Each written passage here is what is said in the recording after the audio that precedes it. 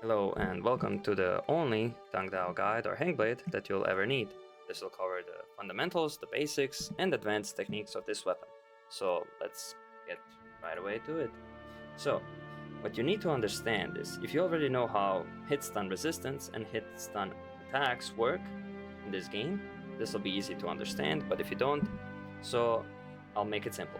Basically, our charged light attack and the big heavy that has tenacity has the lowest hit stun resistance and the lowest hit stun attack to it. What does that mean? Well, basically, if anyone does their Q ability or special attack while we're doing either of those two, this light attack charge attacks or the special, we are at the risk of getting staggered. Not today, because they have level 1 hit stun resistance, which means they will basically be ignoring our hits. They will still be taking damage, obviously, but they will be taking no stagger, right? They will not be staggered.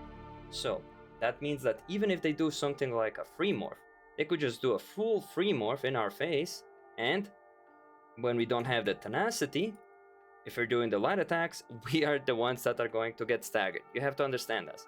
And that works for, let's say, strategic sword Q, their special attack. That works for any Q ability, basically. And let's say nameless sword Q also, Q1, Q2, Q3, they will all stagger us instead of us staggering them. Well, alright, next, now that you understand that, so if you're a hater of the weapon or are struggling to fight against it, that's all you need to really know to fight against the weapon, right?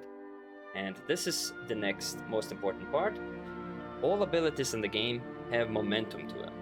So what does that mean? Well, basically, if your ability is in the range of your target, it will have momentum to it, which means it'll kind of jump at it. As you can see, my character crosses a pretty good distance.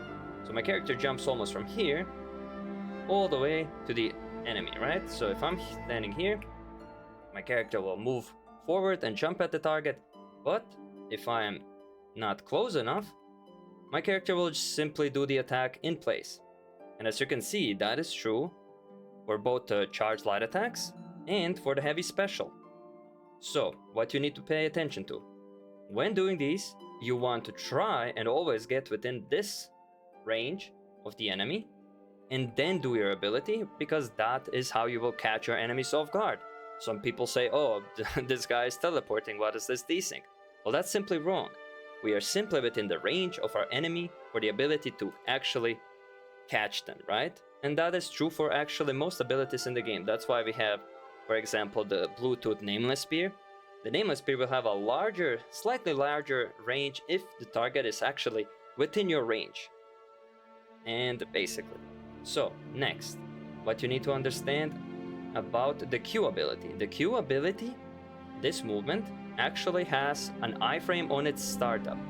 So, basically, let's say the opponent throws a Nameless Sword Q at us. If we Q at the same time, it will be perfectly dodged. It's not an actual perfect dodge, which means we will not get healed or anything like that, but that means that you will dodge the ability and actually hit them and stagger them instead.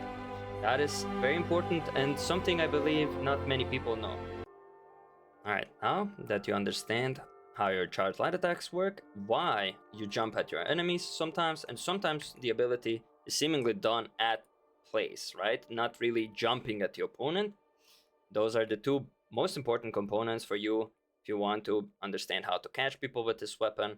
And yeah, alright, so I will not be going into how to play with the different weapons, so I will not be going into how to play this weapon with the Nameless Spear, how to play it with the Maul Blade or Stormbreaker Spear, none of that matters. This guide will simply focus on the Tongue Blade or the Heng Blade and nothing else. So you can fully, 100% of the time, actually just play with this weapon and don't need everything else is just a bonus, right? So you need to understand that all the light attacks are simply not true. What does that mean? As soon as you're spamming your light attacks, well, you can expect them to basically drop against most players with good ping, right? But meanwhile, our heavy attack is 100% true. And to the point that you can actually just completely keep spamming it. Well, I fucked up the timing there, but yeah, you get the gist. So, next. Alright. the combo part of this is you can just Q, light attack, and then Q again, and that will be true 100% of the time. Why do we do the Q? The light attack. Well, we do that in case the opponent was moving and they somewhat slightly dodged it and we didn't hit them with the Q. Well, our character will move slightly forward, as you can see here, which will bring us enough into the range for the Q to actually hit them and catch them.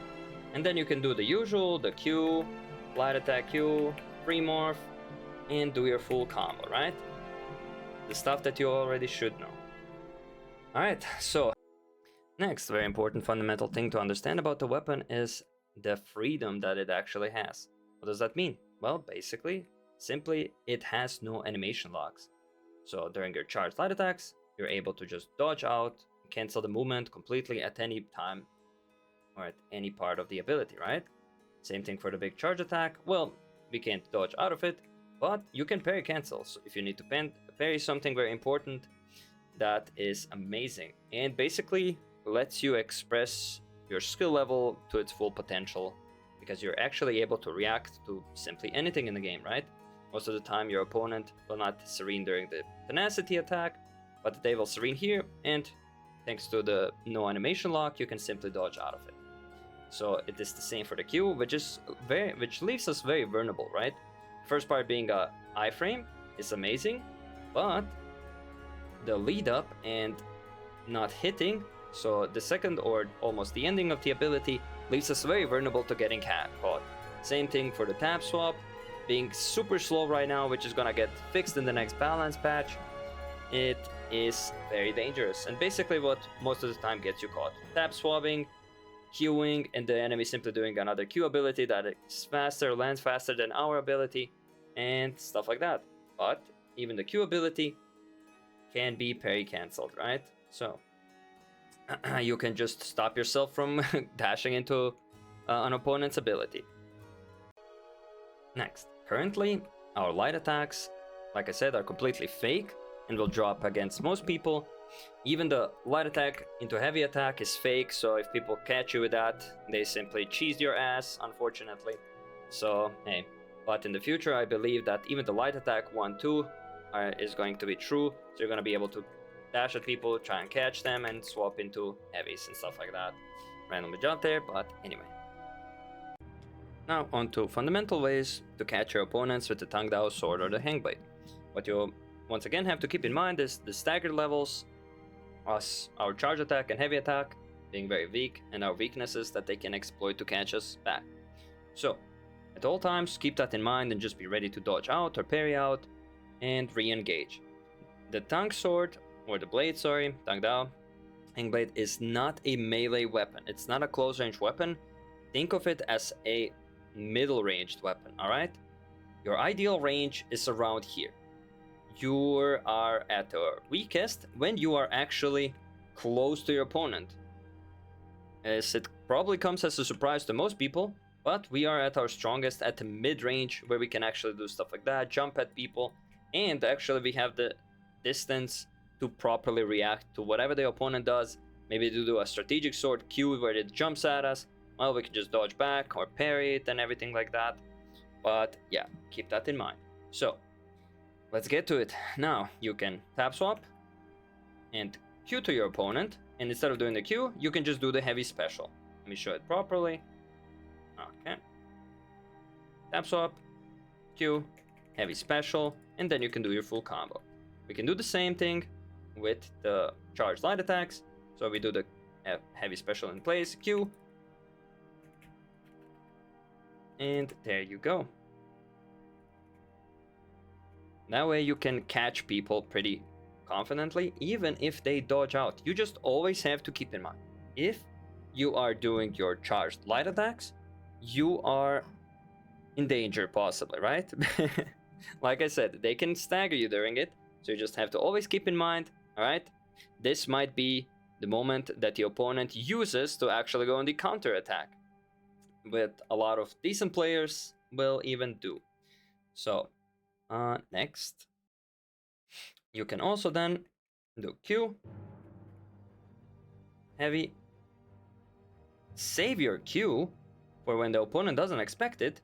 You can dash towards them. Let me show you again. So we can just Q, dodge, dodge, beneath, dodge, dodge, Q, and continue on to a new combo and stuff like that. As you can see, there are infinite possibilities with the weapons. You just have to sometimes not get too greedy. Always try to see and read your opponent. Measure the distance. Like I said, middle range is perfect for us, not close range. Close range is very weak for us because, like I said, the charge light attacks will always possibly get us in trouble. So, next, very fundamental and important thing to know about your special attack is that it has its own stagger that overrides basically every other stagger in the game. Basically like the Nameless Spear Q stun extension, making it so that you can't combo out of it no matter how well you time anything or no matter what you do there. So, what does that mean? Well, basically, if you're special, no matter what you do, the combo will drop because, as you can see, the opponent will have an immunity, or not really an immunity frame, but an overriding stagger that will simply ignore everything and allow them to escape. Now, you may get lucky in the opponent not reacting properly and getting a combo out of it, but most of the time that will not happen. The other thing that is very important about the special is that it actually will interrupt no matter what the opponent is doing. If they're not pairing the hits, they will get staggered by the final hit, interrupting even their, Dragon Breath, their Poets. So they may be spamming or having tenacity, but they will actually get staggered and interrupted with the final hit of the special attack. So, what you can do there is always, if the opponent is in close range, you can just do Fire Breath. It'll hit most of the time, or almost pretty much 100% of the time. If the opponent is too far, you can just go for Soaring. And if you do Soaring right after it, it will go even further than it usually does, because it'll carry on the momentum of the special attack. So it may get additional range at that moment. Alright, now, on to the basic combos. So, you want to make sure you're always drunk, or got your drunk buff, of course. Tap swap, heavy attack, Fire Breath, charge light attacks, and again into heavy special. So, the reason you do Fire Breath there is in case the opponent already has their Serene up, or still has their Serene up. You can do that safe version if you're not confident with your Serene dodging yet. That is always very sustainable and safe. Now to demonstrate the most basic, and that you can actually pretty much combo anything out of your heavy special. You can do heavy special, charge light attacks, heavy special into free morph, charge light attack, heavy special, Q, free morph, charge light attack, Q, charge light attacks, free morph, and you can then even do your special, do your Serene, and execute there if you really want to, or the opponent doesn't have. Alright, welcome to the advanced part of the guide. So, what we can do as a Tangdao user is actually combo out of our Divine Parry. Currently that is bugged in global, but it will be true in China or in the future balance updates. So, you can do tap swap into heavy, block and attack, into light charge attacks if it's fast enough, but as you can see it's a pretty tight timing. So let's try again.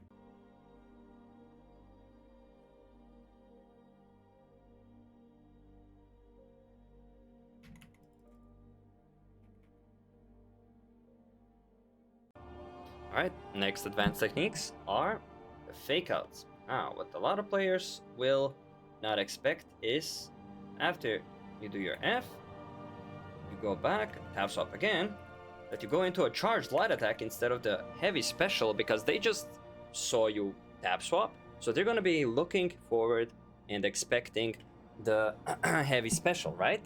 They might have forgotten that you just did your heavy special, and because of that, you're able to do your charged light attacks instantly on them, which will catch them off guard, hopefully, and surprise them. You just have to keep in mind, if they do react, to be ready to parry. Now, another powerful fake out, what you can do is tap swap, go into charging, And instead of doing the charge light attacks, if they approach you or get close enough, go for the heavy special. Because they're expecting the light charge attacks maybe to jump at them, but instead you're jumping at them with tenacity. And then you can follow up from there with whatever you wish. Next, because like I said, the Tangdao is a mid-range weapon, we have one of the quickest parry recoveries in the game. What does that mean for us? Well, that means that we can dodge and parry at the same time, and that will, as you can see, drain your endurance very quickly, at least if you're dodging and not parrying anything. But if you are, you will be getting your endurance back, obviously, because of perfect parry dodges, and thanks to the calm water set effect, obviously getting 10 endurance back, and you're gonna be healing up while parrying, while perfect dodging at the same time. What will help you do that a little bit easier is the ghostly steps, and of course having the, what's it called, evasive charge. I believe I don't have that, but having evasive charge makes it a little bit easier because of the increased duration of the iframe. This is basically like 0.02 if even, or something like that, but every little second helps when it comes to those parries and perfect dodges at the same time. So when you're against the difficult opponents and they are just spamming Q, Twinkle Q at you, you can dodge backwards, spam parries at the same time, and you will be able to parry easier some things and get more out of it than you would simply standing still and parrying, which you can of course also do. It is very powerful if you feel like you are possibly about to drop your parries. Because you just parried, you're gonna have your heavy special, so you can just go parry, heavy special, into poets, back into parry special, basically keeping up tenacity, making it easier for you to parry things. So our final advanced technique is the light attack counters Stygian freeze. Basically, after we parry an attack with the Tangdao, we get the opportunity to not only do the heavy special, but we also get to press light attack, and it will do another attack, the 2 quick combo attack that will jump at our opponent.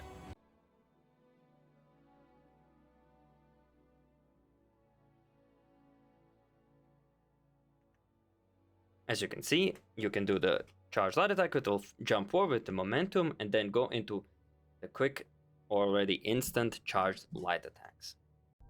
Alright, and to wrap it up, our anyways, mandatory Frostclad Knight, of course, tier 6, actually mandatory for PvP. Morale Chant gives us a massive damage boost. I don't know if I want to play without it, honestly, plus the direct crit rate bonus that we get from it. Throat Piercing Art, or the Throat Goat, honestly almost mandatory also because of how much damage it provides. Not only the crit damage, but the 2%, basically, percent-based damage reduction, basically, ignoring the opponent's damage reduction, right? Or so, Light and Shadow, optional, gives us a slight damage boost and slight damage reduction. Nothing incredible, but still not bad.